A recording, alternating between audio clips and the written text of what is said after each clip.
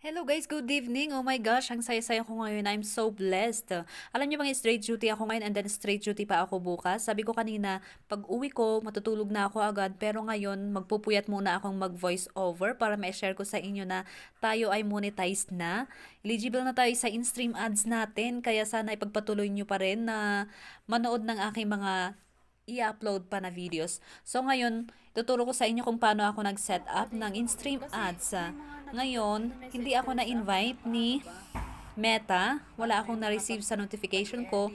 Pero ang ginawa ko, pumunta ako sa dashboard ko, pinisita ko yung monetization ko, and then nakita ko na 4 setup ng in-stream ads ko. Kaya nagulat ako, kaya ayan, agad-agad ako nag-set up. So, kung paano ko nag-set up, panoorin nyo lang. Ayan, so nakita nyo naman na may set up kanina, and then link payout method, syempre, yung bank account number ko, yung bank account ko ang ilalagay ko. So, nakapag-enroll na kasi ako ng payout method dyan, kaya automatic na may nakalagay dyan. And then, yun lang, I'm all set na. Then, may makikita ka dyan, may mababasa ka kung paano ba yung mga instructions, kung may mga earnings ka agad.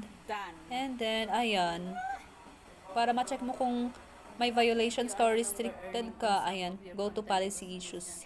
I-click mo lang yan para mapunta ka doon, and then makikita mo na rin yung mga violations mo kung meron. Pero sa akin, ang nakalagay dyan is may mga iba daw akong videos na hindi makaka-earn dahil sa may mga issues or policies na hindi ko nasunod. So, i-check ko pa to later kung ano-ano ang mga to. Pupunta ako sa support inbox ko. And then, kung meron man akong violations, didelete ko na agad syempre. Kaya ngayon, please follow kung sino pang hindi naka-follow dyan. And then, watch na rin until the end.